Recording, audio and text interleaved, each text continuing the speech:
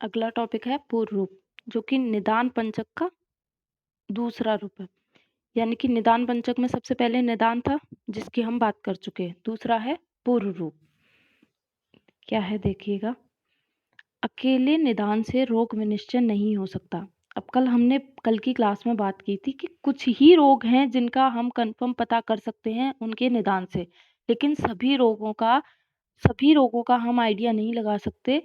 अगर केवल निदान ही देखें तो हम सभी रोगों का आइडिया नहीं लगा सकते कि ये रोग है पर्टिकुलर।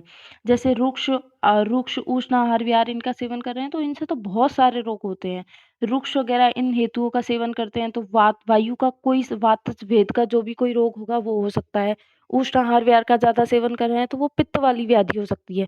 बहुत ही कम निदान है जिनका हमें पता हो और जिनसे वही व्याधि हो। उसका एग्जाम्पल एक ही आया था देखने को, मृतिका भक्षण पांडु, कि मिट्टी खा रहा है मतलब मृतिका भक्षण पांडु हुआ है, या मृतिका भक्षण पांडु वाला पेशेंट था तो उसका निदान मृतिका भक्षण तो होगा ही होगा।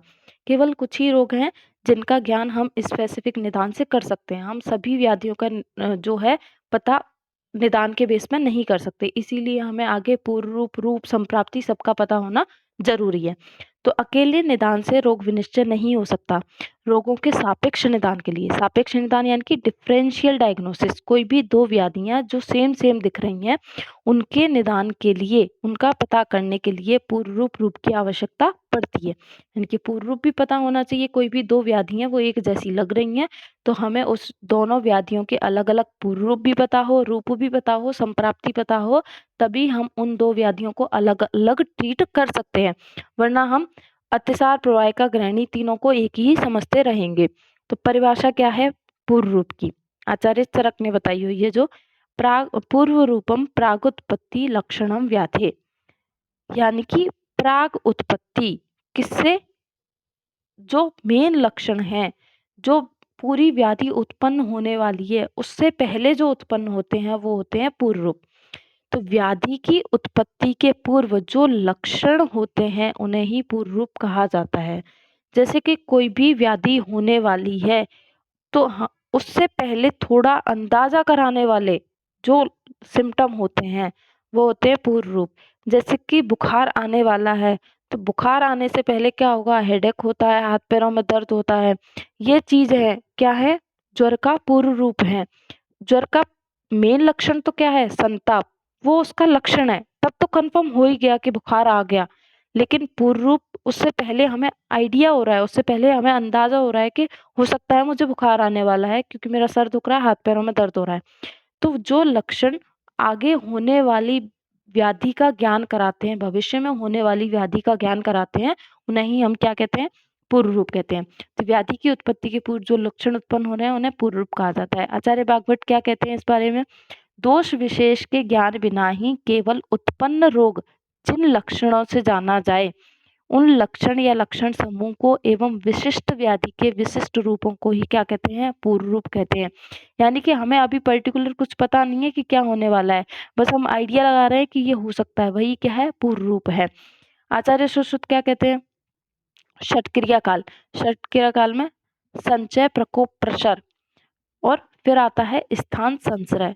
जो चतुर्थ काल है षटक्रिया काल का, स्थान संश्रय, इसी काल के अंदर क्या होता है? पूर्व रूप उत्पन्न होते हैं। यानी कि पहली बार पूर्व रूप कहाँ उत्पन्न होंगे? षटक्रिया काल के स्थान संश्रय में, क्योंकि दोष का संचय हो रहा है, वहां पर पूर्व रूप नहीं हो सकते। दोष का प्रकोप हो रहा है, यानी कि दोष अभी तो क्या है? दूषित होना शुरू ही हुए हैं, फिर दोष अन्य स्थान पर चले गए, वो जो है दूष्य को विकृत करना शुरू किए। उसके बाद क्या आएगा? स्थान संश्रय। स्थान संश्रय में क्या होता है? दोष दूष्य सम्मूर्छना होती है, यहाँ से उस व्याधि का प्रारंभ होता है। जो भी व्याधि आगे होने वाली है उस व्याधि का प्रारंभ होता है दोष दूष्य सम्मूर्छना से। यानी कि दोष प्रकोपित हो गए, अब उन्होंने विकृति स्टार्ट कर दी, अब तो व्याधि होगी ही होगी। तो जो स्थान संश्रय अवस्था है उसमें पहली बार हमें पता चलता है कि रोग होने वाला है, या रोग के पूर्व रूप पहली बार उत्पन्न होते हैं। तो आचार्य सुश्रुत ने जो षटक्रिया काल बताया है, षटक्रिया काल को क्या बोलते हैं? उपचार योग्य समय, चिकित्सा का समय बोला जाता है षटक्रिया काल को। जब ये टॉपिक पढ़ेंगे तब अच्छे से समझेंगे कि चतुर्थ अवस्था क्या है? स्थान संश्रय है। और स्थान संशय अर्थात दोष दूष्य समूर्छना होने पर जो लक्षण उत्पन्न होते हैं उन्हें क्या बोला जाता है? पूर्व रूप। तो जब भी दोष क्या है, दूषियों को जाके दूषित करना स्टार्ट करते हैं, तो पहली बार जो थोड़े बहुत छोटे मोटे सिम्टम उत्पन्न होते हैं वही क्या है? पूर्व रूप। तो आपको एक तो इम्पोर्टेंट बात अब तक की ये याद रखनी है कि पूर्व रूप सबसे पहली बार उत्पन्न कहाँ होते हैं? षट क्रिया काल की स्थान संशय वाली अवस्था में उत्पन्न होते हैं। अभी तक की सबसे इम्पोर्टेंट बात तो यही है। दूसरा उसकी डेफिनेशन। यद्यपि कई पूर्व रूप ऐसे होते हैं जिनमें मूल दोष, अब ये बात भी आपको समझनी है अच्छे से, हालांकि इसका कोई वो क्लू नहीं है कि ऐसा क्यों हो रहा है, बस आपको पता होना चाहिए। यद्यपि कई पूर्व रूप ऐसे होते हैं जिनमें मूल दोष व दूषियों की समूर्छना नहीं होती। अब सबसे अच्छा एग्जाम्पल लिखा हुआ है यहाँ पर राजक्षमा के पूर्व रूप।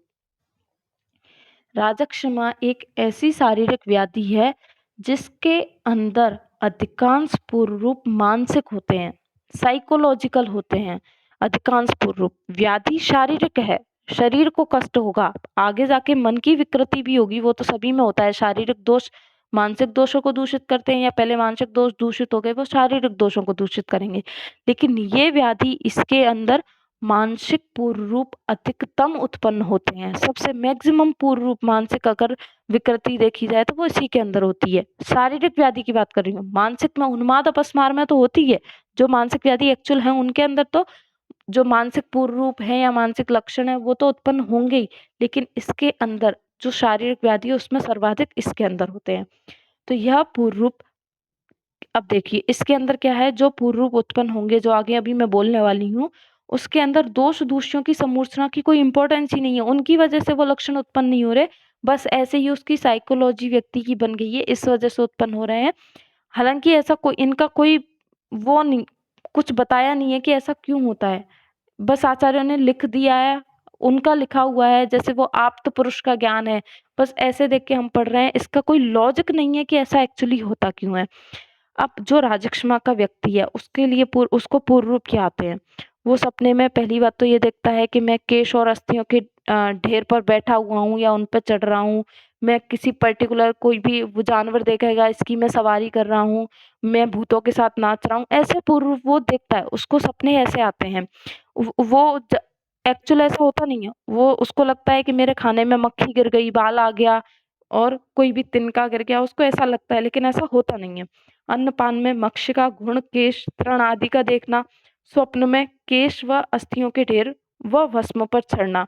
अब आप खुद ही बताइए, अन्नपान उसके अन्न खाने पीने में मक्खी वक्खी गिर रही है, इसके अंदर कोई दोष दूषित समूर्छना होना है क्या?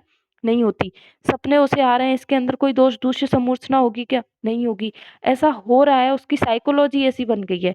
तो कुछ पूर्व रूप ऐसे भी होते हैं जिनके अंदर दोष दूषित की समूर्छना नहीं होती, फिर भी वो उत्पन्न होते हैं। तो वो पूर्व रूप कौन से हैं आपको समझ में आ गया होगा। उन पूर्व रूप, यह पूर्व रूप अदृष्ट हेतु के कारण रोग की उत्पत्ति के पूर्व उत्पन्न होते हैं। अब जो पूर्व रूप यहाँ उत्पन्न हो रहे हैं ये वाले, इनका कोई लॉजिक नहीं है, अदृष्ट हेतु बोल दिया है, जिसका कुछ नहीं पता बस हो रहा है। यह पूर्व रूप अदृष्ट हेतु के कारण रोग की उत्पत्ति के पूर्व में उत्पन्न होते हैं। जैसे क्या है, राजक्षमा के पूर्व रूप, और कौन कौन से हैं वो हमने बात कर ली। उसके बाद नेक्स्ट है पूर्व रूप के दो भेद, सामान्य पूर्व रूप और विशिष्ट पूर्व रूप। सामान्य पूर्व रूप जिसकी वजह से हम एकदम कंफर्म नहीं कह सकते, हाँ हम उस व्याधि का आइडिया लगा सकते हैं, लेकिन हम उसके भेद का पता नहीं कर सकते। जैसे कि ज्वर, सामान्य पूर्व रूप के बेस पर हम ये पता लगा सकते हैं हमें ज्वर होने वाला है, लेकिन हम ये पता नहीं लगा सकते कि वो वातज होगा, पित्तज होगा या कफज होगा। उसका पता केवल और केवल विशिष्ट पूर्व रूप से ही लगाया जा सकता है। तो सामान्य पूर्व रूप में देखिए क्या लिखा है, दोष दूष्य समूर्छना की प्रारंभिक स्थिति में होने वाले पूर्व रूप सामान्य पूर्व रूप। अभी भी देखा था हमने कि जो चौथा क्रियाकाल है वो कौन सा है, स्थान संश्रय, उसमें पहली बार पूर्व रूप आते हैं और उसमें क्या होता है, दोष दूष्य की समूर्छना होती है। तो दोष दूष्य समूर्छना की पहली स्थिति में होने वाले पूर्व रूप सामान्य पूर्व रूप कहलाते हैं। पहले हम यही बात करेंगे, उसके बाद विशिष्ट की तरफ जाएंगे। सामान्य पूर्व रूप से उत्पन्न होने वाली व्याधि का संपूर्ण ज्ञान नहीं हो पाता है।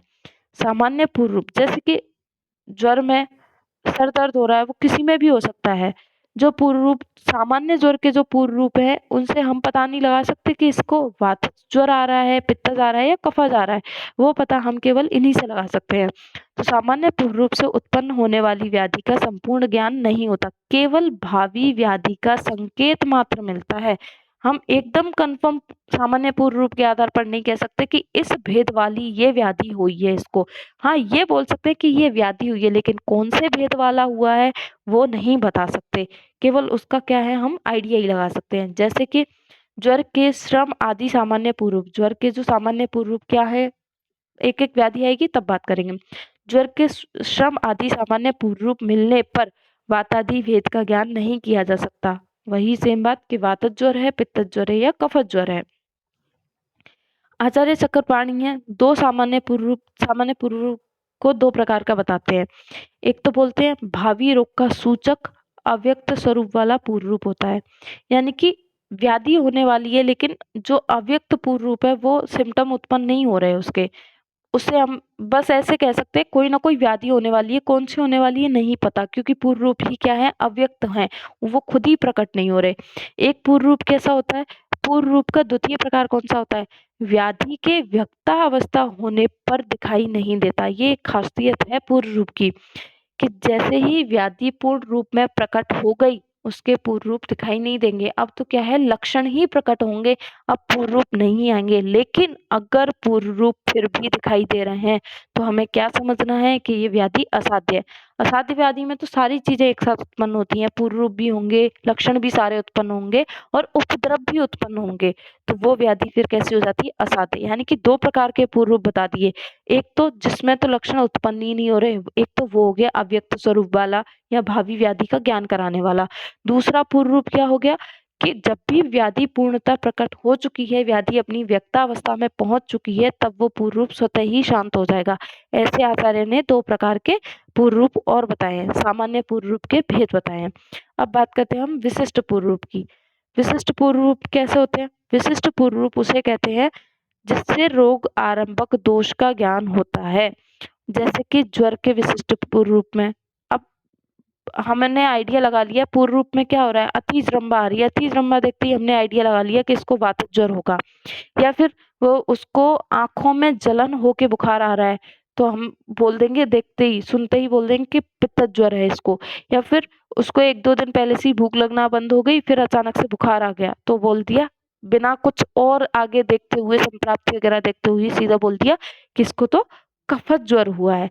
तो विशिष्ट पूर्व रूप वही होते हैं जो उस स्पेसिफिक व्याधि का ज्ञान करा दें, जो उस दोष का, जो उस रोग का मेन हेतु है उसका ज्ञान करा दे, वो क्या होते हैं, विशिष्ट पूर्व रूप होते हैं।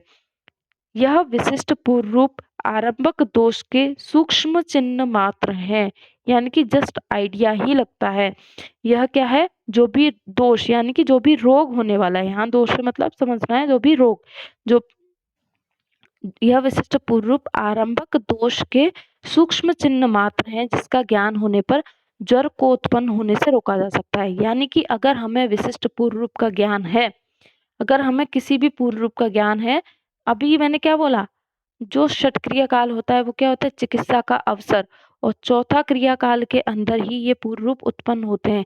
यानी कि हमने पूर्व रूप अवस्था में भी उस व्याधि को रोक, उस जो व्याधि है हो रही है उसको कंट्रोल कर लिया, तो वो व्याधि है वो हो सकता है असाध्यता को प्राप्त होने से बच जाए। तो हम यहाँ भी अगर ट्रीट कर लें, जैसे कि हमें लग रहा है, अपने बॉडी की कंडीशन देख के हमें लग रहा है कि हमें बुखार आने वाला है, तो हम उसका इंतजाम अभी कर लें तो हो सकता है हमें बुखार आने से बच जाए, एकदम उसके जो ज्यादा सिम्टम उत्पन्न होने वाले थे उनसे वो बच जाए। तो ये क्या है, ये विशिष्ट पूर्व रूप अवस्था में भी अगर हम चिकित्सा कर सकते हैं तो आगे भविष्य में जो भी व्याधियां होने वाली हैं हम उनसे बच सकते हैं। तो यह विशिष्ट पूर्व रूप आरंभक दोष के सूक्ष्म चिन्ह मात्र है जिनका ज्ञान होने पर ज्वर को उत्पन्न होने से रोका जा सकता है। अब कैसे आचार्य सुश्रुत ने बताया है, पूर्वावस्था में चिकित्सा करने को बोला है, क्या क्या बोला है देखते हैं। आचार्य सुश्रुत ने बोला है कि ज्वर की पूर्वावस्था में जैसे क्या है, घृतपान करा दो। अपन पूर्व ज्वर के पूर्व रूप उत्पन्न हो गए, वातज ज्वर के पूर्व रूप उत्पन्न हो गए, आप घृतपान करा दीजिए, ज्वर आगे नहीं बढ़ेगा। क्यों, क्योंकि ये घृत क्या करेगा, वातज ज्वर है, अब जो कल भी मैंने आप लोगों को बताया था कि ज्वर किस वजह से होता है, मेनली अग्नि की विकृति, अग्नि मांद्य होने की वजह से। तो घृत क्या करेगा, अग्नि का दीपन करेगा, और घृत के अंदर जो स्नेह गुण होता है वो वायु के रुक्ष गुण का समन करेगा। तो वातज ज्वर के अंदर घृतपान क्या हो गई, बेस्ट चिकित्सा हो गई पूर्व रूप अवस्था के अंदर। अगर आप घृतपान करा देते हो तो उसको आगे ज्वर नहीं होगा। पित्तज ज्वर के अंदर अगर आप मृदु विरेचन करा देते हो, पित्त, अब ज्वर के अंदर पित्त की विकृति भी होती है, पित्त की विकृति की वजह से ही आगे जाके अग्निमांद्य होता है उसके अंदर। तो अगर वो जो दूषित पित्त है उसको विरेचन के द्वारा बाहर निकाल देते हो, अगर कोई कफज पूर्व रूप आ रहे हैं तो उसके अंदर आप हल्का सा वमन करा दो, जो दूषित कफ है उसको बाहर निकाल दो, तो वो व्याधि है वो आगे होने से बच सकती है। तो विशिष्ट पूर्व रूप अवस्था में या अकेले ही पूर्व रूप अवस्था में हम क्या है, चिकित्सा कर दे तो आगे रोग नहीं होगा। तो अगर हम सामान्य पूर्व रूप या विशिष्ट रूप पूर्व रूप को पहचान कर वहीं जो भी रोग की होने की संभावना लग रही है उस रोग की वहां हल्का फुल्का ट्रीटमेंट कर ले हम, तो आगे रोग नहीं बढ़ेगा। तो ये जो लाइन है वो आप पूर्व रूप के महत्व, ज्ञान के महत्व के अंदर लिख सकते हो। कल जब निदान पंचक का महत्व पढ़ा था तब भी वहां डिस्कस की थी हमने।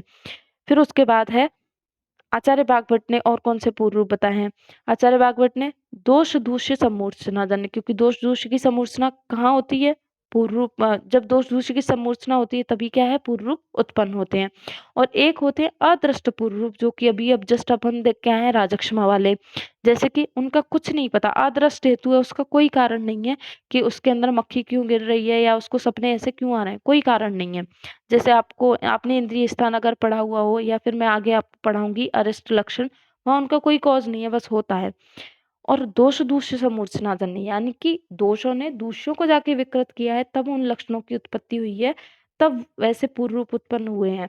तो पूर्व रूप दो प्रकार के हो गए, दोष दूष्य समूर्छना जन्य और एक अदृष्ट जिसका कोई कॉज नहीं है, या फिर ऐसे पूर्व रूप जो दोष दूष्य की समूर्छना होने पर उत्पन्न हो रहे हैं। जैसे राजक्षमा के अंदर क्या है, प्रतिशय होता है। अब प्रतिशय होगा तो वहां पर कारण है कि दोष दोष है वो प्रकोपित होकर दूषियों को दूषित कर रहे हैं। यहाँ पर कारण है दुर्बलता हो रही है, क्योंकि धातुओं का क्षय इसके आगे आगे होता जाएगा, इस वजह से उसको दुर्बलता होती है। तो यहाँ पर इसका कारण है, ये पूर्व रूप कब उत्पन्न हुए, जैसे अभी अपन ने एक लाइन पढ़ी थी कि सारे पूर्व रूप दोष दूष्य की, जब दोष दूष्यों को विकृत करे तभी उत्पन्न नहीं होते, ऐसा कोई जरूरी नहीं है। वो एग्जाम्पल हमने यहाँ देख लिया। लेकिन और पूर्व रूप तभी उत्पन्न होंगे जब दोष जो है वो दूषियों के साथ समूर्छना करेंगे या दूषियों को जाके विकृत करेंगे। तो वो हो गए ये वाले। फिर उसके बाद है अलग भेद और बता दिए, शारीरिक मानसिक और शारीरिक मानसिक दोनों। शारीरिक पूर्व, यह पूर्व रूप शरीर से संबंध रखते हैं, जैसे कि जृंभा, विरसता, रस ही विकृत हो गया शरीर का, या जो अपनी जिव्या है उसका रस विकृत हो गया। नैनों में अश्रु आना, पित्त ज्वर के अंदर आता है ये पूर्व रूप, आंखों से क्या है लगातार आंसू आते रहते हैं। कफत ज्वर के अंदर वीरस होता है। जृंभा किसके अंदर आती है, वातज ज्वर के अंदर अधिक आती है। मानसिक पूर्व रूप, यह मानसिक भावों से संबंधित रखते हैं, जैसे अरति, बेचैनी होती है, बिना बात के हो रही है, कहीं भी बैठा है तो खड़ा हो जाता है, खड़ा हुआ है तो बैठ जाता है, मतलब उसको चैन नहीं पड़ रहा, बेचैनी हो रही है, रेस्टलेसनेस हो रही है। तो वो क्यों, क्योंकि वो ज्यादा सोचता रहता है, ज्यादा उसके जो मानसिक दोष हैं फिर आगे जाके वो भी दूषित हो जाते हैं इन वजह से। द्वेष, किसी से, अब द्वेष ऐसे थोड़ी होता है, शारीरिक दोषों की वजह से द्वेष थोड़ी होता है। द्वेष तो तब होता है जब हम मन में दूसरे के लिए कोई बुरा विचार लेके आते हैं, तो वो मानसिक भाव है। ये द्वेष है, अरति है, क्रोध है, ये सारे मानसिक भाव हैं, ये हम अपने मन से करते हैं, अपने शरीर से नहीं करते। कोई अपने शरीर से द्वेष कैसे कर सकता है, यानी कि किसी व्यक्ति से द्वेष हो रहा है तो वो तभी तो हो रहा है जब वो अपने मन के अंदर उस व्यक्ति के बारे में कोई बुरे बुरे विचार सोच रहा है, तब उस व्यक्ति से वो द्वेष करने लगता है। तो ये सारे कैसे होते हैं, मानसिक होते हैं। तो पूर्व रूप के तीन भेद और बताए हैं, शारीरिक मानसिक दो तो ये हो गए, और अगर शारीरिक मानसिक दोनों एक साथ हो गए तो इसको उभय भी बोल सकते हैं हम। शरीर व मानसिक दोनों का एक साथ होना क्या होता है, उभय, या शरीर और मानसिक ऐसे ही लिख दो, आपको तो ये दो याद रखते हैं, शरीर और मानस। पूर्व रूपों को क्या बोलते हैं इंग्लिश में, प्रोडॉर्मल सिम्टम। ये है आपका